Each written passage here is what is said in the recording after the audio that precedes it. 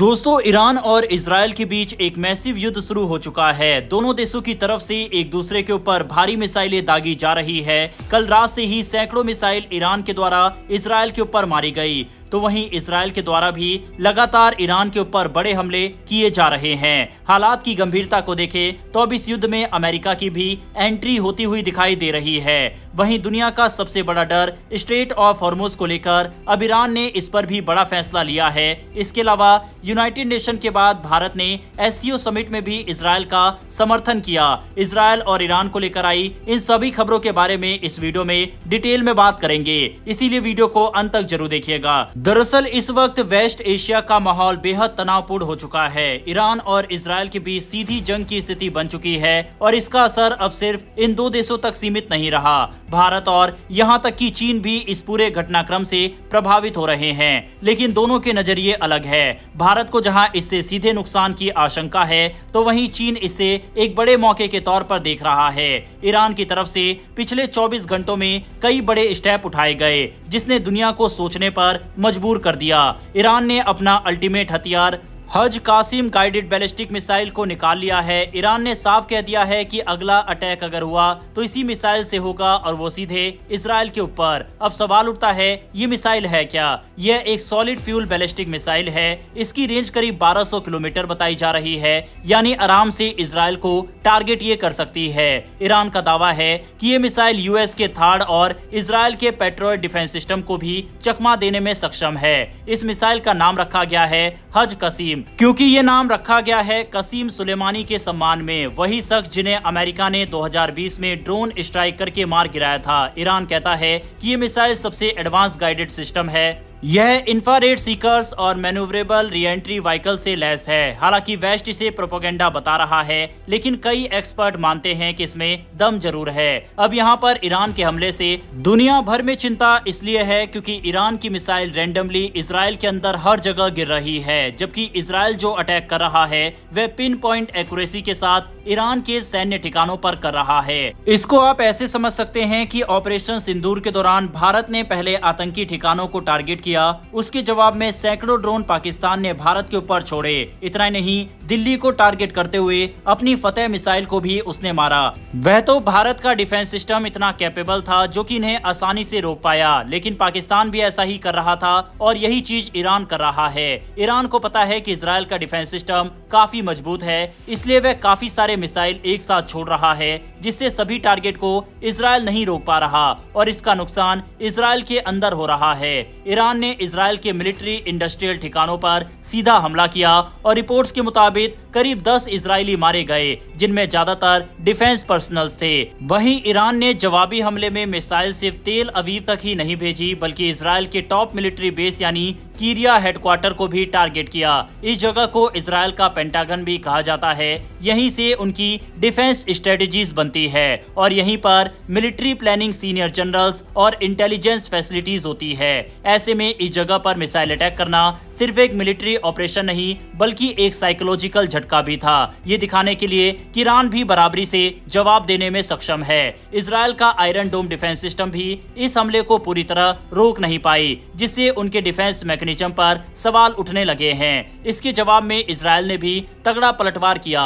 Iran का कहना है कि इजरायली स्ट्राइक में 80 से ज्यादा लोग मारे गए और दुनिया के सबसे बड़े गैस फील्ड में से एक को भी भारी नुकसान हुआ। अब हालात ये है कि दोनों देश सीधा युद्ध लड़ने की ओर बढ़ रहे हैं। दूसरी तरफ अब ईरान ने स्ट्रेट ऑफ हॉर्मुज को लेकर भी धमकी दे दी है। ईरान ने खुलेआम चेतावनी दी है कि अगर इजरायल ने हमला जारी रखा तो वह अपनी नौसेना के जरिए स्ट्रेट ऑफ हॉर्मुज को ब्लॉक कर देगा। अब आपको बताते हैं, स्ट्रेट ऑफ हॉर्मुज वो इलाका है जो पर्शियन गल्फ को अरब सागर और दुनिया से जोड़ता है। यहाँ से हर दिन लगभग 17 से 20 मिलियन बैरल तेल निकलता है, यानी दुनिया का लगभग 20% क्रूड ऑयल यहीं से होकर जाता है। ये एक पतली सी जलधारा है जो पर्शियन गल्फ को अरब सागर से जोड़ती है। यहीं से दुनिया का 20% तेल के साथ साथ 33% लिक्विड नेचुरल गैस भी गुजरता है। अगर ये रास्ता बंद हुआ तो न सिर्फ अमेरिका और यूरोप बल्कि पूरी ग्लोबल इकोनॉमी को भारी झटका लगेगा। अमेरिका की बात करें तो वो हर दिन लगभग 7 मिलियन बैरल तेल इसी रास्ते से लेता है, यानी अमेरिका का लगभग 11% क्रूड ऑयल सप्लाई सीधा इस स्ट्रेट पर डिपेंड करता है। सवाल है कि क्या ईरान ऐसा कर सकता है, तो इसका जवाब है हाँ, बिल्कुल। ईरान की नेवी के पास तेज बोट्स, मिसाइल लॉन्चिंग सिस्टम, सी माइन और सबमरीन है, जिनके जरिए वो इस रास्ते को जाम कर सकता है। इतिहास की बात करें तो 1980 में ईरान एक बार पहले भी स्ट्रेट को आंशिक रूप से ब्लॉक कर चुका है और ऑयल टैंकर मूवमेंट को पूरी तरह से प्रभावित किया था। इजराइल के लिए एक और फ्रंट हुतियों ने खोल दिया है।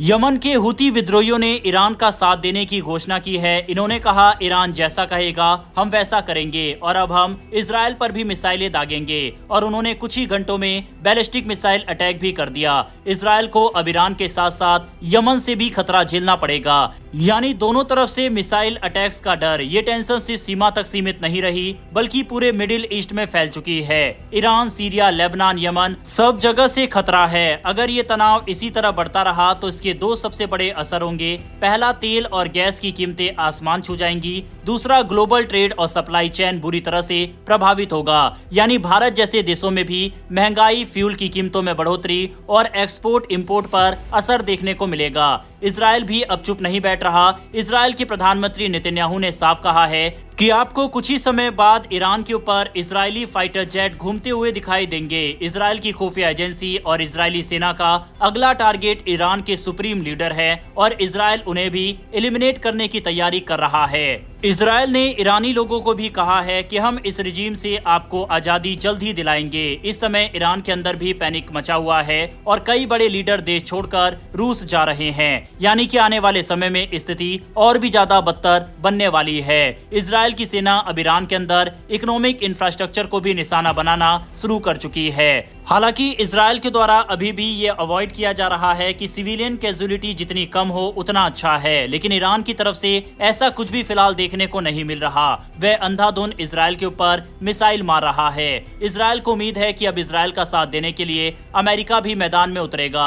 डोनाल्ड ट्रंप ने ईरान को धमकी दी है कि हमारे अटैक को ईरान बर्दाश्त नहीं कर पाएगा। समुद्र में इस समय अमेरिकी जहाज डिफेंस सिस्टम के साथ मौजूद है, जो कि इजराइल की तरफ जाने वाले मिसाइल को हवा में ही रोक रहे हैं, यानी कि इस समय अमेरिका की तरफ से इजराइल का डिफेंस किया जा रहा है। लेकिन अब काफी ज्यादा पॉसिबिलिटीज बन रही है कि अब अमेरिका ईरान के ऊपर हमला करे, और ऐसा भी हो सकता है कि ईरान भी अमेरिका के ऊपर मिसाइल वगैरह दागे। इसके बाद सिचुएशन और भी ज्यादा खराब मिडिल ईस्ट में बन सकती है, क्योंकि इसका असर आसपास के देशों में भी पड़ने वाला है। वहीं कूटनीति की बात करें तो यूनाइटेड नेशन के बाद एससीओ समिट में भी भारत ने इजराइल के खिलाफ कोई भी बयान देने से मना कर दिया है। एससीओ समिट ने खुलकर इजराइल का विरोध किया, जबकि भारत ने इससे अपने आप को पीछे कर लिया, यानी कि भारत भी इस समय कूटनीतिक मंच पर इजराइल के साथ खड़ा हुआ है। बहरहाल दोस्तों, इजराइल और ईरान से निकल कर आई इन सभी खबरों के बारे में अपनी राय कमेंट बॉक्स में लिखकर बताइएगा। अगर आपको हमारी ये कवरेज पसंद आ रही हो तो नीचे दिए गए सब्सक्राइब बटन को प्रेस कर बेल आइकन को दबा लें, जिससे हमारी डेली ऐसी वीडियो आप तक सबसे पहले पहुंच सके।